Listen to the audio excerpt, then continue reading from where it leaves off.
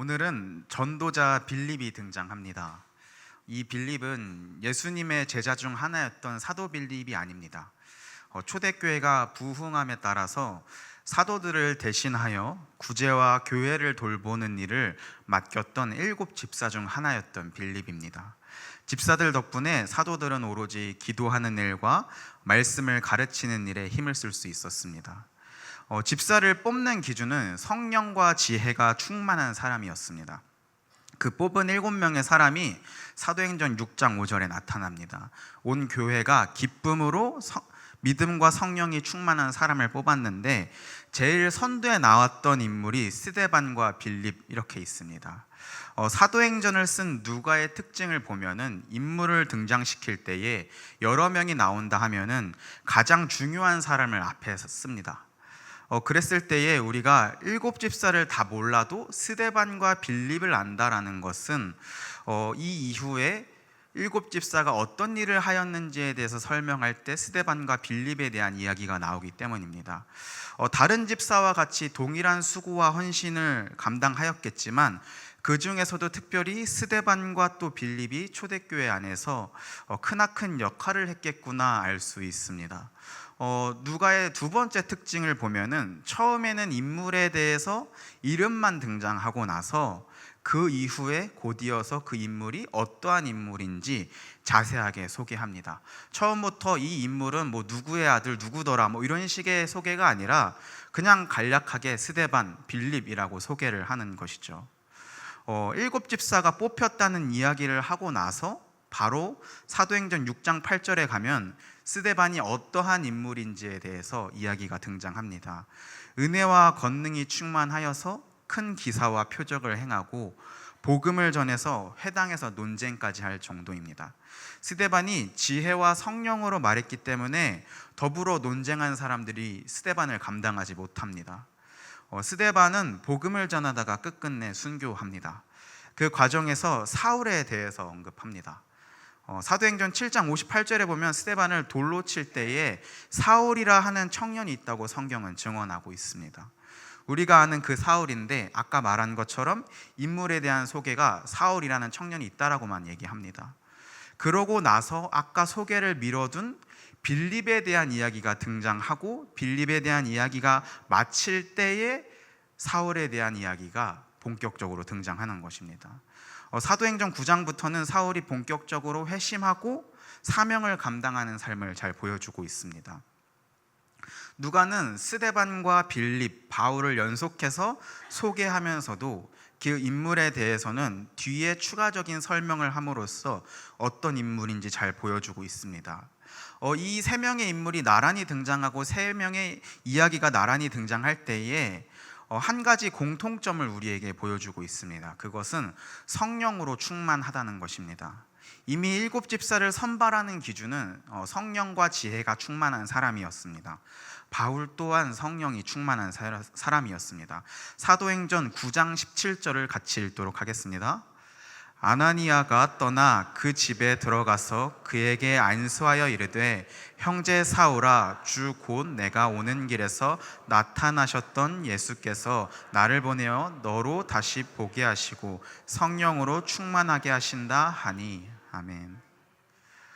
다메섹 도상에서 예수님을 만나 사울이 회심하고 이제는 성령이 충만하여져서 다메섹 도상에서 예수를 믿는 자를 잡으러 가던 자가 이제는 다메섹에서 예수를 전하는 자가 된 것입니다.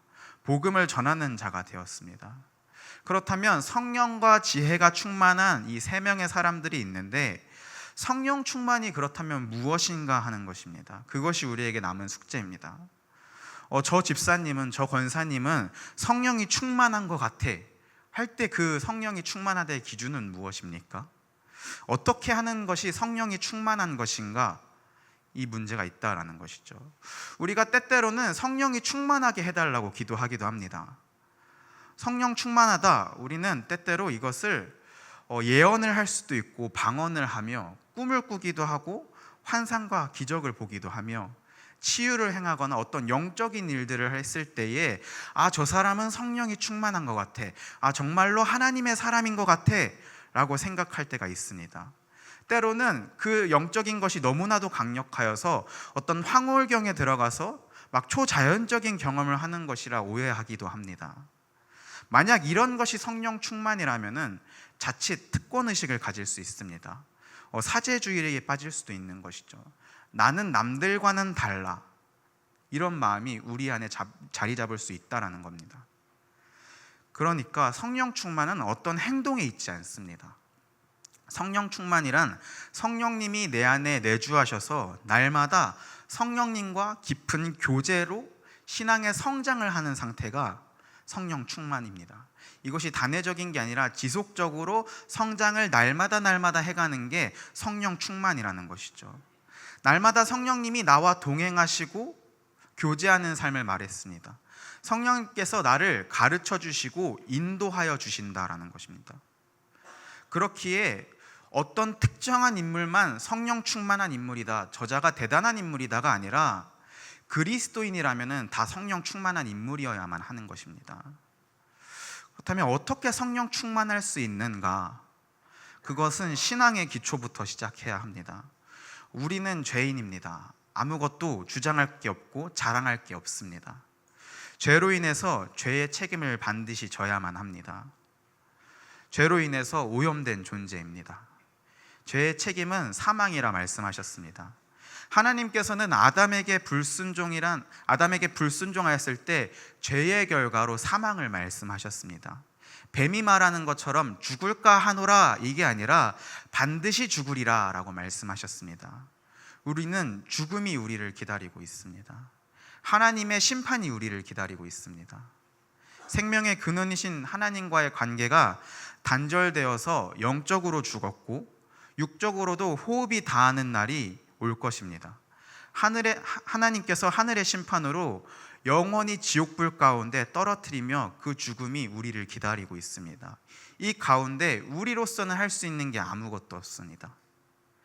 죄의 결과로 아까 말씀드린 것처럼 또 하나는 죄의 오염이 있습니다. 즉 오염된 우리로서는 아무것도 할 수 없습니다. 우리는 전 인격이 오염되었기 때문에 그로 말미암아 무능력합니다. 이것을 부인하면서 오염되지 않은 부분이 있을 것이다, 그 오염되지 않은 부분들을 잘 활용한다면은 우리의 힘만으로도 구원받을 수 있다, 이렇게 주장하는 이들도 있습니다. 그러나 그것은 우리의 신앙 고백은 아닙니다. 우리가 믿고 고백하는 바는 우리가 죄로 인해서 다 오염되어서 우리의 생각과 마음과 행동이 그 어떠한 부분이 선한 것이 없다라는 겁니다. 그렇기에 무능력합니다. 여기서 우리의 신앙은 시작하는 것입니다. 이것이 인식되지 않고 이것이 고백되지 않는다라면은 그 다음 단계를 밟아 나갈 수 없습니다. 내가 죄인이고 내가 무능력하다라는 것을 고백할 수 없다라면은 죄의 문제를 해결해야 될 이유를 못 찾으니 다음 단계 또한 밟을 수 없는 것입니다.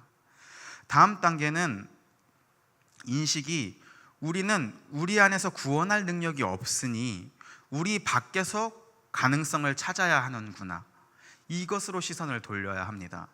그 유일한 방법은 성경이 고백하는 바 오직 우리 주 예수 그리스도를 믿는 것입니다. 로마서 3장 23절부터 26절까지 좀 길지만 같이 읽도록 하겠습니다.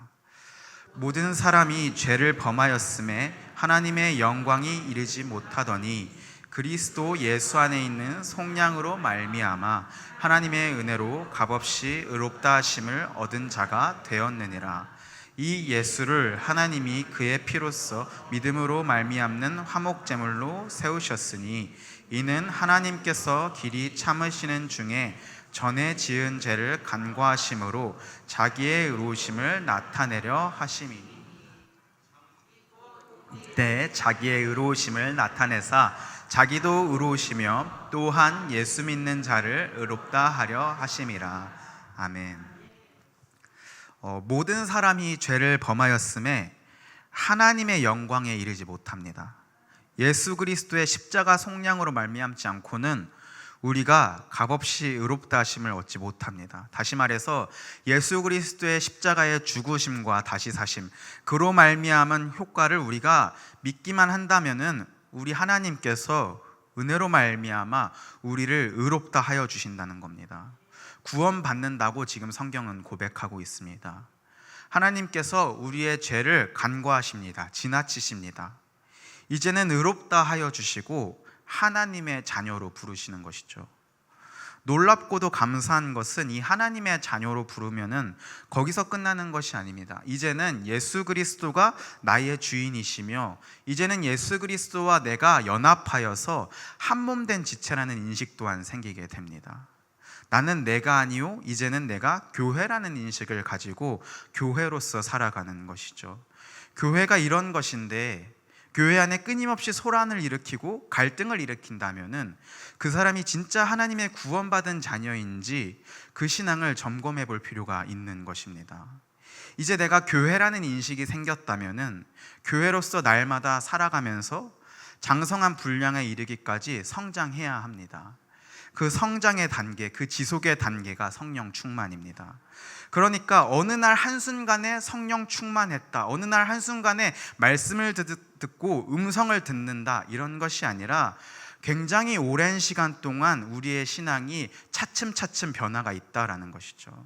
물론 구원은 단회적입니다. 구원의 탈락은 없으며 구원을 받으면 그 구원을 끝까지 우리 주님께서 이루어 가십니다.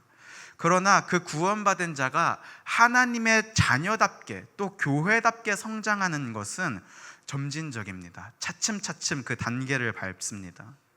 오랜 시간 성령님과 함께 할 때에, 성령님의 가르치심과 인도하심을 따를 때에 가능하다라는 겁니다. 우리가 너무 쉽게 신앙이 성장할 것이라는 기대를 버려야 합니다. 이제 교회 다니기 시작한 새신자가 아무리 많은 시간을 할애하고 양육을 받고 그 신앙이 건강하게 성장할 것이다 라고 하지만 소화의 시간이 반드시 필요합니다. 단기간에 걸음마에서 뜀박질이 될 수 없습니다. 자꾸 우리의 신앙이 한 번의 양육으로, 한 번의 설교로 구원의 신앙이 될 것이라는 기대를 한다면은 그것은 바르지 못합니다.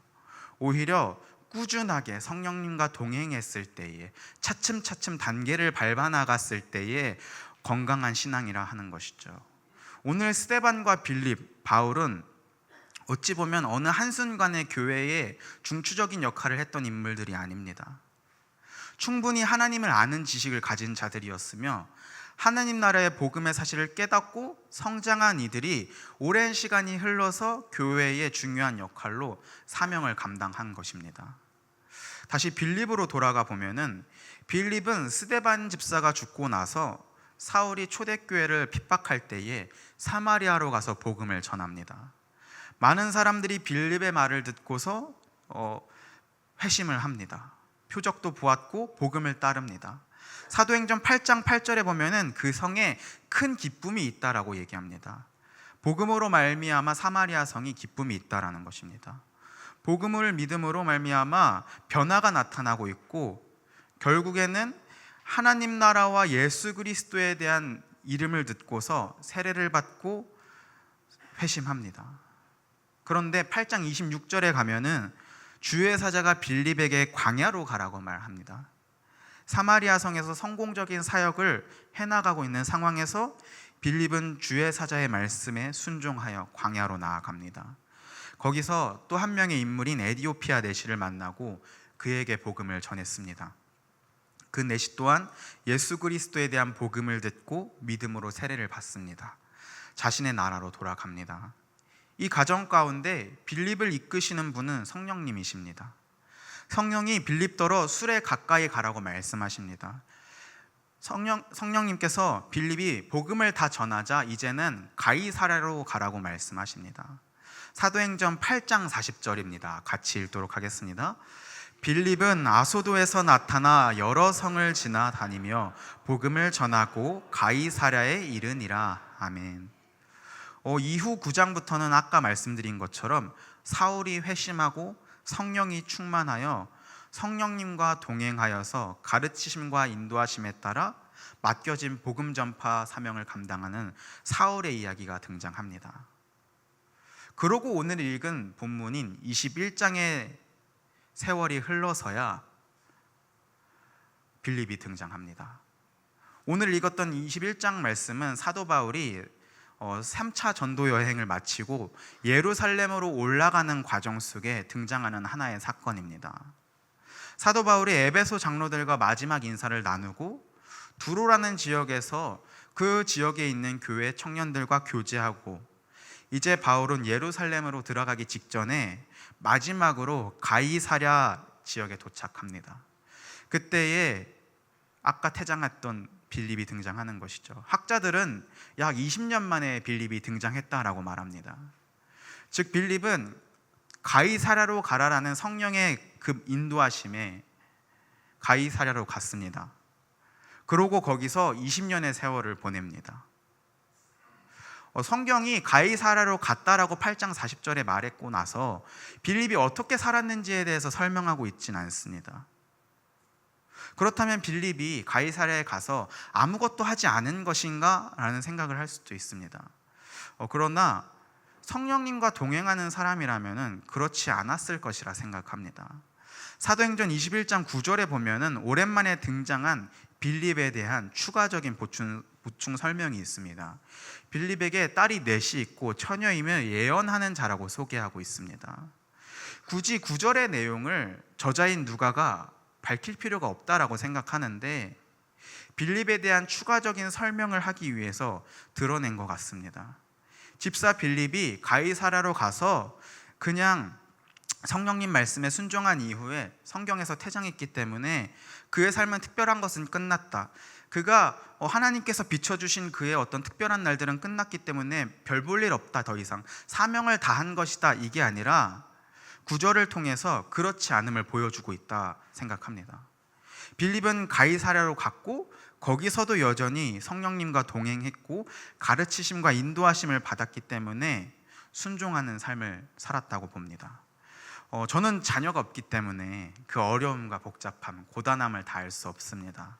또 때로는 그 자녀를 통해서 얻는 행복, 유익, 기쁨 또한 알 수 없습니다. 그러나 자녀 한 명을 바르게 하나님의 자녀로서 키워내는 것이 얼마나 어려운 일일까, 그 생각은 막연하게 추측할 수 있습니다. 때로는 자녀가 몸 건강하게 컸으면 하고 좋은 대학을 갔으면 하고 좋은 회사에 취직을 하거나 사업을 성공시켰으면 좋겠다, 이렇게 생각합니다. 그러나 그 무엇보다도 어려운 것은 이 자녀가 신앙 안에서 클 수 있을까 하는 고민입니다. 신앙 안에서 크지 못하는 자녀들을 목격할 때가 너무나도 많습니다. 마음이 아픈 일입니다. 그런 면에서 생각했을 때에 빌립에게 딸 넷이 있고 이들이 모두 예언을 한다라고 하는 것은 하나님 안에서 이들이 바르게 성장하였고 어떤 영적인 권위로서 예언을 할 수 있을 만큼의 사람이 되었다라고 생각합니다. 거기서 그치지 않습니다. 10절에 보면은 이 바울의 일행들이 빌립의 집에 머물렀을 때에 여러 날 머물렀다라고 얘기합니다. 사실 빌립이 가이사랴에 가던 그 시작 지점은 교회를 핍박하던 사울 때문 아니겠습니까? 바울 때문 아니겠습니까? 우리는 하나님의 섭리다. 하나님께서 이 초대교회를 부흥시키기 위해서 바울을 쓰셨고 그 바울을 쓰심과 동시에 빌립이 복음을 전하는 그 사명을 감당했다라고 고백하지만 일반적인 세상의 관점에 봤을 때는 나비 효과와 같을 수 있을 것입니다. 스데반이 죽고 사울이 교회를 핍박하기 시작합니다. 사울로 인해서 교회가 흩어지고 도피 중인 빌립이 사마리아에 복음을 전파하고 광야로 이끌려 나갑니다. 더 나아가서 가이사랴로 가서 20년간 복음을 전하며 존재했다라면은 일반적으로 봤을 때에 빌립의 입장에서는 이 사울이 악감정이 있어도 마땅할 것입니다. 그런데 처음에 이 빌립과 바울이 처음 보는, 오늘 처음 대면하고 있는 상황입니다.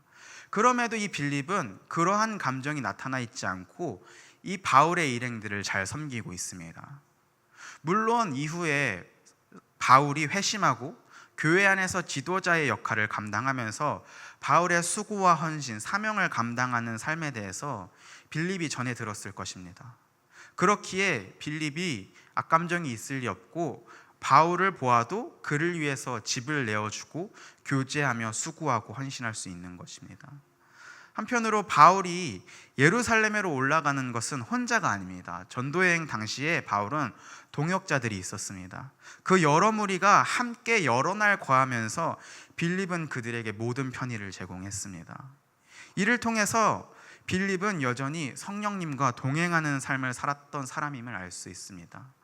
딸을 20년간 하나님의 사람으로 잘 키워냈으며 바울을 마주했을 때에 바울이 하나님의 사람인 것을 알고 그를 수고하고 헌신하며 섬겼고, 또한 여러 명의 사람이 있지만 여러 날을 거주했을 때에 그것을 내색하지 않고 최선을 다해 섬겼다는 것이죠.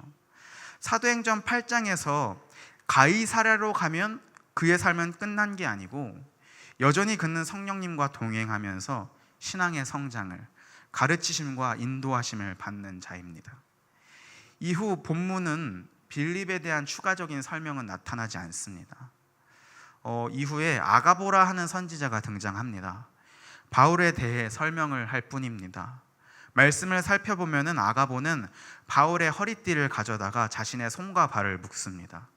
그렇게 행동으로 보이면서 말을 합니다. 바울이 만약에 예루살렘으로 올라간다면 손과 발이 묶인 채 잡혀서 이방인의 손에 넘김받을 것이다. 이 모습을 통해 바울의 동역자들이 바울을 말립니다. 그러나 바울은 그 권함을 듣지 않습니다. 물론 바울도 13절을 보면은 마음이 상한다라고 표현을 합니다. 산산조각 난다, 찢어질 것만 같다라는 표현을 하는 겁니다. 그 마음이 점이 있는 듯한 느낌, 쩌릿쩌릿한 느낌을 바울이 느끼고 있는 겁니다. 바울도 가면은 자신이 어떠한 고난을 당할지 이미 성령님께서 가르쳐 주셨기 때문에 알고 있습니다. 그럼에도 바울이 가야 할 길이 어떠한 길인지 알기 때문에 동역자들이 말릴 때에 그럼에도 가야 한다라는 것이죠. 바울은 주 예수의 이름을 위하여 결박당할 뿐 아니라 예루살렘에서 죽을 것도 각오하였습니다. 그것이 성령님께서 바울에게 가르쳐 주시고 인도하여 주신 길이기 때문입니다. 자신이 가야 할 길, 자신이 감당해야 할 때가 언제인지 분명하게 알고 있었습니다. 이것을 고백했을 때에 바울의 동역자들은 바울을 더 이상 말리지 않았습니다. 주의 뜻대로 이루어지이다 하고 그쳤습니다. 누가는 의도적으로 이 모습을 통해서 우리 예수님이 잡혀가시기 전의 모습을 떠올리도록 하고 있습니다. 누가복음 22장 42절을 같이 읽도록 하겠습니다. 이르시되 아버지여, 만일 아버지의 뜻이거든 이 잔을 내게서 옮기시옵소서. 그러나 내 원대로 마시옵고 아버지의 원대로 되기를 원하나이다 하시니. 아멘. 예수님께서는 자신이 가야 할 길을 아셨고 그 때가 언제인지 아셨습니다. 그 길이 어려워도, 그 길이 어떤 길인지 알아도 감당하셨습니다. 십자가의 길을 걸으셨습니다. 내 원대로 마시옵고 아버지의 원대로 되기를 원하나이다. 바울도 예루살렘에 가서 마치 예수님처럼 유대인들에게 붙잡혀 고난을 받고 결박당하고 죽을 수도 있는 상황에서 자신이 가야 할 길을 알았고 그때라는 사실을 알았기에 지체하지 않았습니다. 그러니까 동역자들이 주의 뜻대로 이루어지이다 하고 예수님의 기도와 같은 고백들을 하고 있는 겁니다. 사랑하는 성도 여러분, 오늘 말씀은 20년 전에 원수일지는 모르겠으나 이제는 한 교회요, 한 형제인 빌립과 바울을 통해서 우리가 어떻게 살아야 할 것인가에 대해서 가르쳐주고 있습니다. 그리스도를 믿음으로 말미암아 옛사람은 십자가에 못 박고 이제는 새 사람으로 의롭다 하심을 받은 하나님의 자녀가 된 우리가 교회로서 교회를 다니는 것으로 끝나는 것이 아니라, 예배를 드리는 것으로 끝나는 것이 아니라, 이제는 내가 교회라는 정체성을 가지고 살아가며 나의 나됨을 주장하지 않고 오히려 성령님께서 가르쳐 주시고 성령님께서 인도하시는 대로 따라가는 것이 진정한 그리스도인의 모습임을 빌립과 바울을 통해서 보았습니다.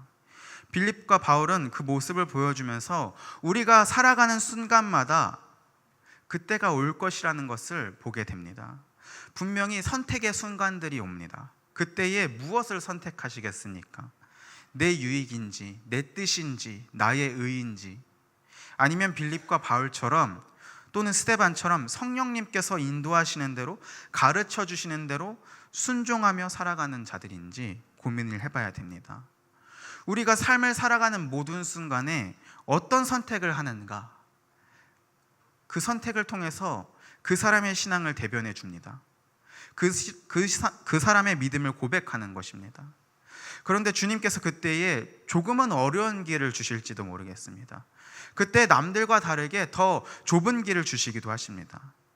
그럼에도 믿음으로 선택할 수 있는 것은 평상시에 성령님과 동행했다라면은, 평상시에 성령님께서 가르쳐 주시고 인도하여 주시는 그 뜻대로 내 삶을 경영해 나갔다면은 주님께서 부르시는 그 좁은 길로도 우리가 순종할 수 있다라는 것입니다. 내가 지금은 몰라도 어느 순간에 변화할 것이다. 내가 그 각오해야 할 때가 오겠지만 지금은 아니다. 물론 그때에 이르러서 변할 수 있습니다. 그러나 그거는 일반적인 상황은 아닙니다. 대부분은 그런 때가 오면 오히려 넘어지고 오히려 믿음의 선택을 못한다라는 겁니다. 그렇게 날마다 성령님의 가르치심과 인도하심을 받으며 훗날 주님께서 더 큰 믿음을 시험하시는 때에 준비해야 됩니다. 그 부르시는 때에 순종할 수 있길 소망합니다. 성령님의 인도하심을 두 가지로 이해하곤 합니다. 하나는 호데게오라는 헬라어고요, 하나는 아고라는 헬라어입니다.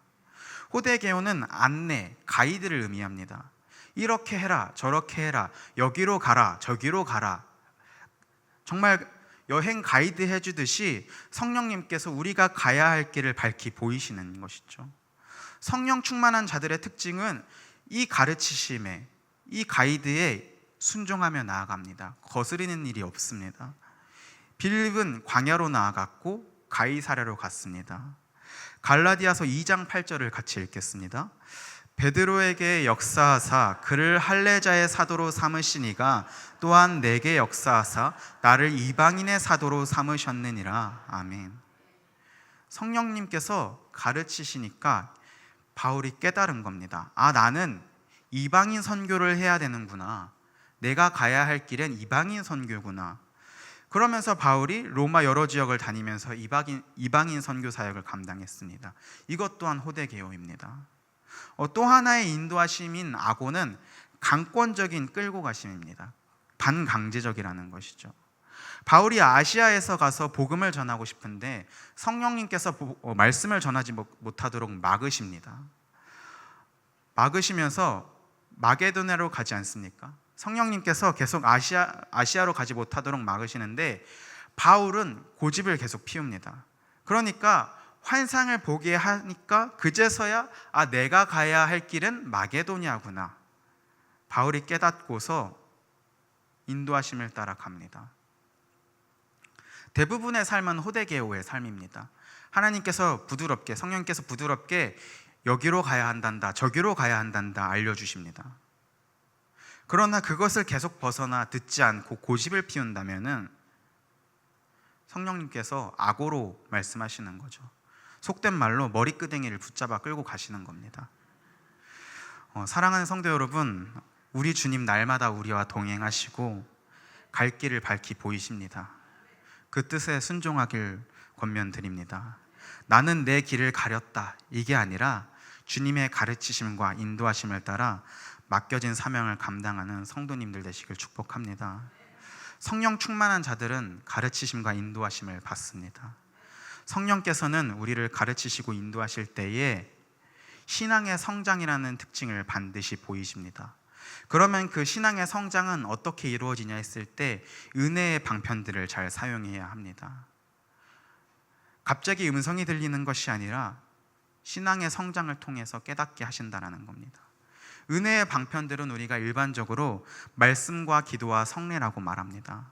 성찬과 세례는 우리가 늘 누리진 않기 때문에 그러면 말씀과 기도만큼은 우리 신앙 성장에 필수적이라는 것입니다. 우리가 무엇을 알아야 그것이 옳다 그르다 판단할 능력이 생깁니다. 그 옳다 그르다의 기준은 우리에게 늘 성경입니다. 그러니 우리가 말씀과 친밀해져야 합니다. 그 말씀을 통해서 우리가 어떻게 행동해야 될지, 어떻게 판단해야 될지 알 수 있습니다. 말씀으로 끝나지 않습니다. 들은 말씀을 기도해야 합니다. 기도로 의지하며 나아갈 때에 그 뜻을 밝히 보이시고 순종하게 하십니다. 분명한 것은 성령께서 오늘도 우리와 날마다 동행하시면서 가르치십니다. 인도하십니다. 성령님께서 우리를 의지하도록 만드십니다. 우리가 성령님을 반드시 의지하길 원합니다. 때로는 빌립과 바울이 보여주었던 것처럼 특별히 주님께서 부르시는 때가 있습니다. 일상 중이 아니라 더 좁은 길, 너가 선택해야 돼, 그 믿음의 선택들을 줄 때가 있다는 것이죠. 그때에, 그 주님의 때에 순종하려면은 이미 성령님과 동행하는 삶을 살아야만 합니다. 우리가 주님이 부르시는 말씀 앞에 서서 주님과 날마다 대면하고 그 말씀에 순종하길 소망합니다. 그 인도하시는 것, 두렵고 떨림으로 나의 모든 것을 거는 자들이 되길 소망합니다. 기도하겠습니다.